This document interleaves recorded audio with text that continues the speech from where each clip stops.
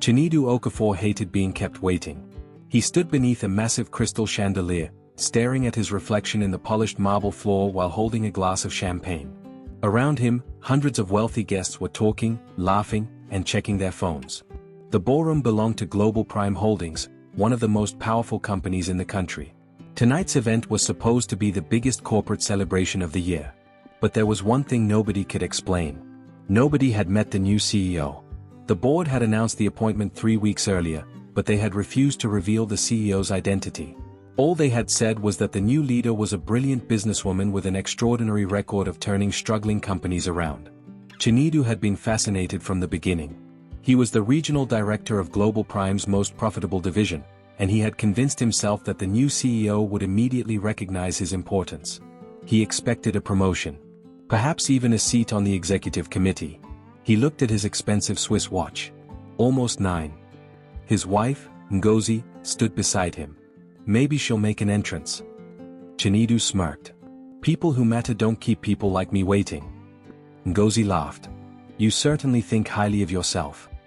I know my value. Then Chinedu noticed a woman kneeling on the marble floor. She was wearing a plain gray cleaning uniform. Beside her was a bucket containing dirty water, a mop, and several cleaning products.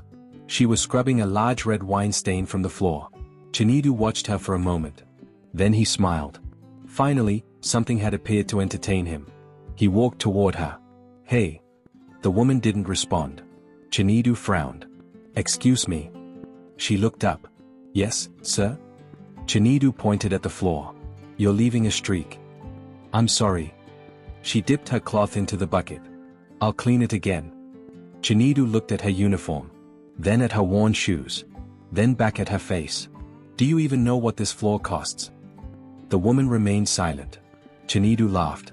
That's more expensive than your annual salary. A few people nearby laughed. The woman continued cleaning. Chinedu leaned closer.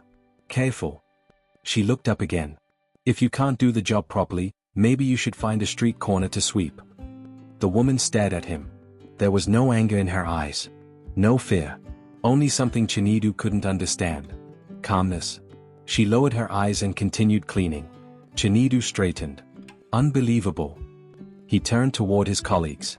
Can you believe they let people like this into a gala for the elite? One of his colleagues chuckled. Chinedu continued. Where is the guest of honor? We've been waiting for the new CEO of Global Prime for an hour. The woman stopped scrubbing. For a brief moment, she closed her eyes. Then she continued. Chinedu didn't notice. He had no idea that she had heard every word. He didn't know her name. He didn't know her history. And most importantly, he didn't know that the woman kneeling in front of him was the very CEO everyone in the room had been waiting for. Her name was Amara Nwosu. And she had been watching Chinedu long before he ever noticed her. 10 years earlier, Amara had stood outside that same building holding a cheap handbag. She was 24. Her mother was sick. Amara had spent almost everything she had on hospital bills. She had no powerful relatives. No wealthy boyfriend. No influential friends. She needed work. Global Prime was hiring cleaners. She took the job.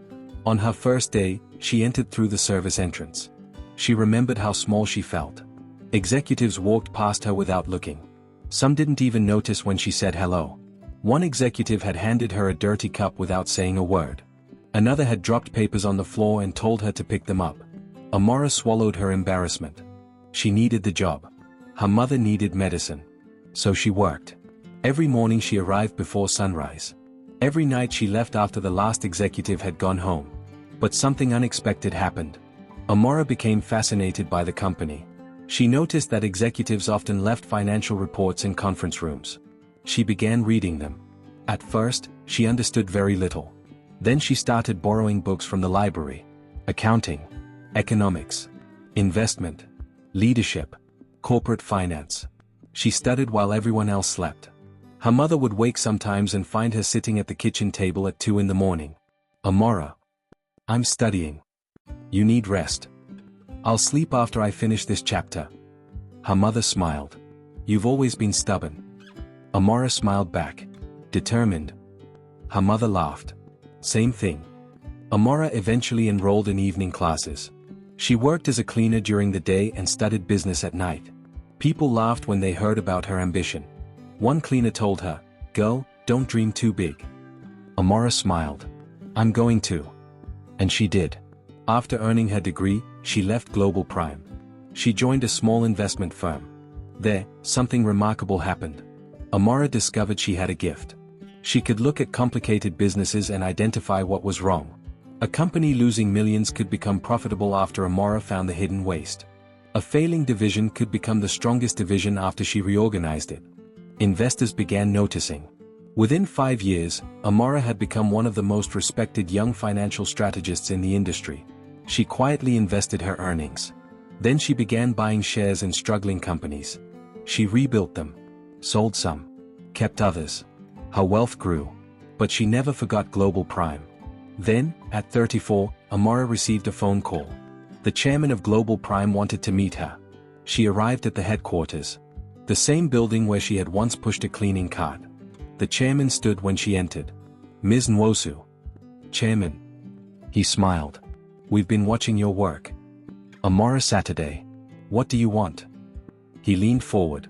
"We want you to become the next CEO of Global Prime." Amara said nothing. He continued.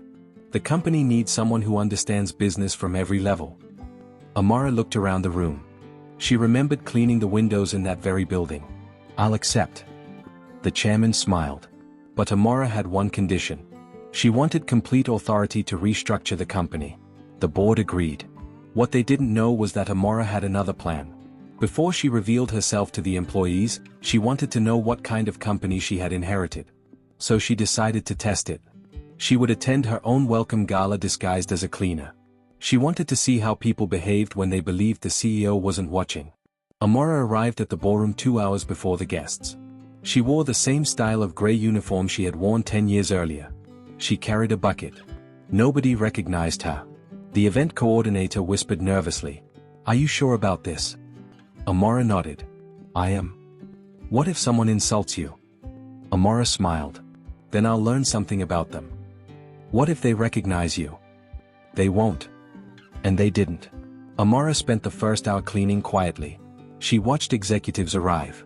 She watched assistants scramble around. She watched security guards welcome wealthy guests. And she took mental notes. Most people were polite. Some were friendly. Others ignored her. Then Chinedu arrived. Amara recognized him immediately. She had reviewed his personnel file. Chinedu was talented. His division had performed well. But there were complaints. Several employees had reported that he humiliated junior staff. Amara had not yet decided what to believe. Now she knew. Chinedu wasn't merely arrogant. He believed status gave him permission to disrespect people. The wine incident confirmed it. But Amara wasn't finished. She wanted to see what would happen when someone with power complained about the cleaner. That's when Ngozi approached. Her champagne glass fell. Chinedu called security. Amara waited. 2 guards approached. Chinedu pointed. "Get her out." The guards didn't move. Instead, one looked at Amara. The board is ready." Chinedu frowned. "What?" Amara slowly removed her gloves. The ballroom became silent. The chairman stepped onto the stage. "Ladies and gentlemen." Everyone turned. "It is my honor to introduce the new CEO of Global Prime Holdings." Chinedu smiled. He looked toward the entrance. Then the chairman said, "Amara Nwosu." Amara stepped forward. Chinedu froze. Ngozi's face drained of color. The woman they had mocked was walking toward the stage. The cleaner was the CEO. The person they had been waiting for was standing in front of them. Amara took the microphone. "Good evening." Nobody spoke. "I suspect some of you are surprised." A nervous laugh moved through the room. Amara looked directly at Chinedu. "I am." Chinedu swallowed. Amara continued. "I wanted to meet my new company before my company met me." That sentence changed everything. Amara explained that she had worked at Global Prime 10 years earlier. Some employees gasped. A few older executives recognized her. One woman covered her mouth. "Oh my goodness." Amara smiled. "I used to clean this ballroom." She looked around.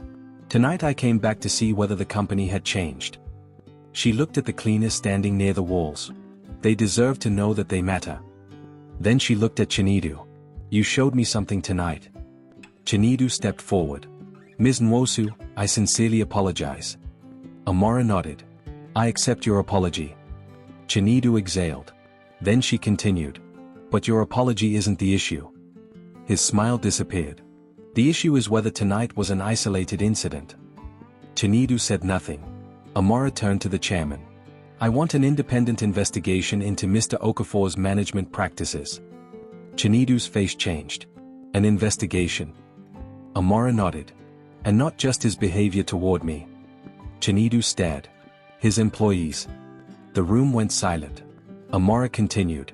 Every complaint filed against his division will be reviewed. Chinedu looked at Ngozi. She couldn't help him. Amara returned to the stage. I didn't come here to punish one arrogant man. She paused. I came here to change a culture. The applause started slowly. Then grew louder. But Chinedu didn't clap. He stood there realizing that his career was no longer protected by his position. For the first time in his life, he was afraid.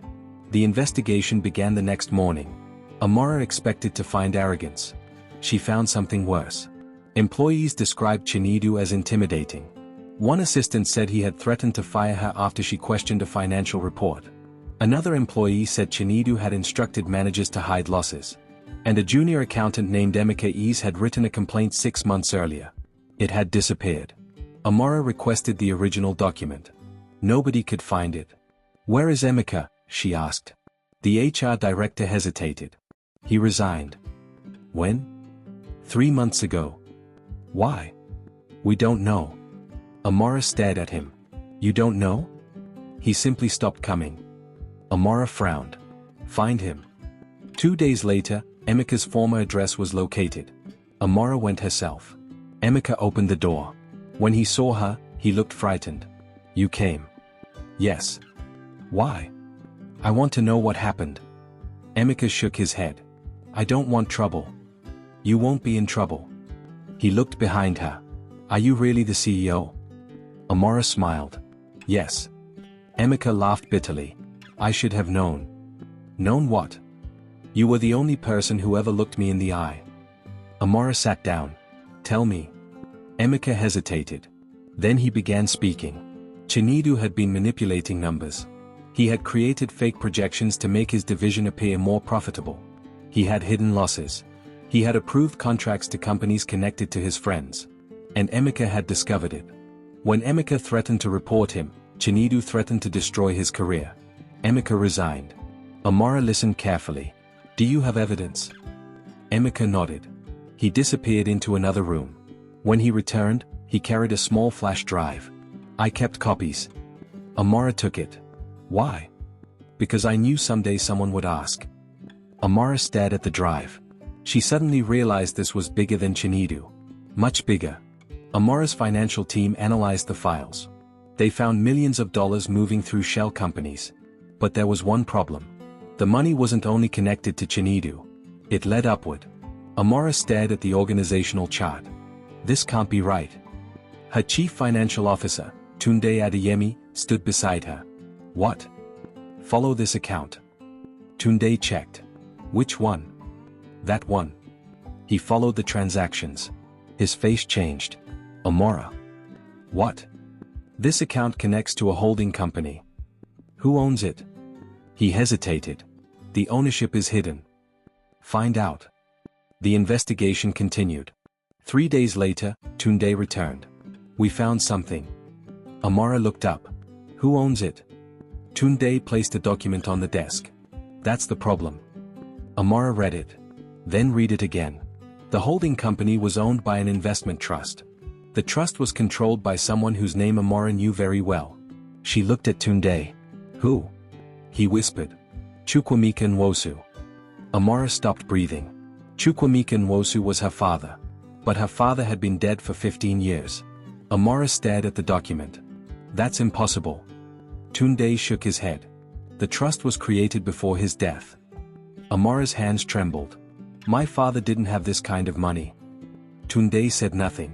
Amara looked at the papers again. Who has access to it now? We don't know. She looked at the document again. There was one signature. Her father's. But something didn't feel right. Amara knew her father's handwriting. This signature looked almost identical. Almost. But not quite. Amara began investigating her father's past. She discovered things she had never known. Her father had once worked for Global Prime. Not as a cleaner. Not as an ordinary employee. He had been a senior financial strategist. He had resigned suddenly 18 years earlier. Amara had always believed he left because of illness. The record suggested otherwise. He had been involved in a major internal investigation. Then the investigation disappeared. Amara found an old employee file. Inside was a photograph. Her father stood beside 3 executives. One was the former chairman. One was a man Amara didn't recognize. And the third was someone she had seen before. Chinedu's father. Amara stared at the photograph. Why were they together? She searched deeper. The 3 men had been involved in a private investment project. A project called Prime Legacy. Every record of it had supposedly been destroyed. But someone had preserved the documents. Amara found one final note. Written in her father's handwriting. If Amara ever discovers this, tell her not to trust the man who calls himself a friend. Amara's heart raced. Who was the friend? Her father had only had one close business friend. The current chairman. Amara immediately requested a meeting. But before she could reach him, he called. Amara. Chairman. We need to talk. About my father? Silence. Amara's expression hardened. You knew. The chairman sighed. Not everything. What did you know? I'll tell you tonight. Where? Old Global Prime headquarters. Amara agreed. She didn't know that someone was listening. That evening, Amara drove to the old headquarters. The building had been abandoned for years. She entered alone. The chairman was waiting in an empty office. Tell me about my father. He looked exhausted. Your father discovered that several executives were stealing company money. Who? He looked at her. Chinedu's father. Amara's jaw tightened. And you? I was involved. Her eyes widened. But not in the theft. Then what? I helped him expose it. What happened? The chairman lowered his head. Your father disappeared. Amara stared at him. What do you mean disappeared? We were told he had fled. You knew that wasn't true. I suspected. Amara stepped closer. Why didn't you tell me? Because I was afraid. Of whom? Before he could answer, the lights went out. Amara froze. A door slammed. The chairman fell to the floor. Amara rushed toward him. A shadow moved behind her. She turned. Nothing. Then she heard a voice. Your father should have left the past alone. Amara froze. Who are you? No answer. The lights came back. The chairman was unconscious. And the room was empty. Amara called security. But before they arrived, she noticed something on the desk. A photograph. It showed her father. Standing beside a young woman. Amara picked it up. The woman was her mother. But Amara's mother had always claimed she had never worked at Global Prime. On the back of the photograph were 6 words. Your mother knew everything. Amara's world changed again. Amara returned home. Her mother was alive. Older. Frailer. But still sharp. Amara placed the photograph on the table. Her mother stared at it. Then she began crying. You found it. Amara sat down. Found what? The truth. Amara's heart pounded. Mom, what happened? Her mother wiped her eyes. Your father wasn't who you thought he was. Amara stared. He wasn't a criminal. No. Then what? He was trying to protect you. From whom? Her mother looked toward the window. Global Prime. Amara frowned. What does that mean? Her mother explained. Years earlier, Amara's father had discovered a secret network of executives stealing money from Global Prime. He planned to expose them. But someone inside the company warned the thieves. Amara's father became a target. He disappeared. Amara's mother had been threatened. She was told that if she went to the police, Amara would be harmed. So she remained silent. Amara struggled to breathe. Why didn't you tell me? Because I wanted you alive. Amara squeezed her hand. Then her mother said something that terrified her. There is one more thing. What? The man who controls the money isn't dead. Amara froze. Who? Her mother looked directly at her. Your father's brother. Amara stared. My uncle? Her mother nodded. His name is Amara Nwosu. Amara had never met him. She had always believed her father was an only child. But now everything she knew about her family was beginning to collapse. The next morning, Amara returned to Global Prime. She summoned Tunde. "I need everything you can find about Amara Nwosu." Tunde searched. Minutes later, his expression changed. "Amara. What? Amara Nwosu isn't listed as deceased." Amara stared at the screen. "Where is he?" Tunde clicked. "There is a current passport record." Amara leaned closer. "Location?" Tunde swallowed. "Lagos." Amara stared at the screen. Then another message appeared. An email. No sender name. Only one sentence. "Congratulations, Amara." She opened it. Another line appeared. "You finally found me." Amara's blood ran cold. Then a photograph loaded. It showed Amara Nwosu standing outside a building. Behind him was the logo of a company Amara recognized. Global Prime Holdings. But the photograph had been taken that morning. Amara looked at Tunde. "How is that possible?" Tunde had no answer. Then her phone rang. Unknown number. Amara answered. "Hello?" A man's voice spoke. "You should have stayed a cleaner." Amara froze. "Who is this?" The man laughed softly. "You've spent your entire life believing you climbed from the bottom to the top." Amara's eyes narrowed. "Who are you?" "You didn't climb."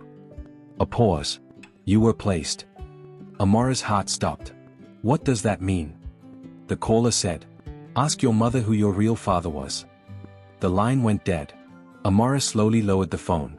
Her entire life had been built on one story. Now she wasn't sure any part of it was true. She looked through the glass walls of her office at the Global Prime headquarters. The company was hers. Her position was hers. Her fortune was hers. But suddenly, she wondered whether any of it had truly belonged to her. Then her computer screen went black. One sentence appeared. Amara stared at it. For the first time since becoming CEO, she felt genuinely afraid. Not for her career. Not for her money. For herself. Because someone had just told her that the life she had spent 34 years building might have been based on a lie. And somewhere in Lagos, a man named Amara Nwosu was waiting. Waiting for her to come looking. Thank you for watching. If you enjoyed this story and would love to see part 2, comment part 2 in the comments section below. And don't forget to subscribe to the channel and turn on notifications so you'll be the first to know when the next episode drops.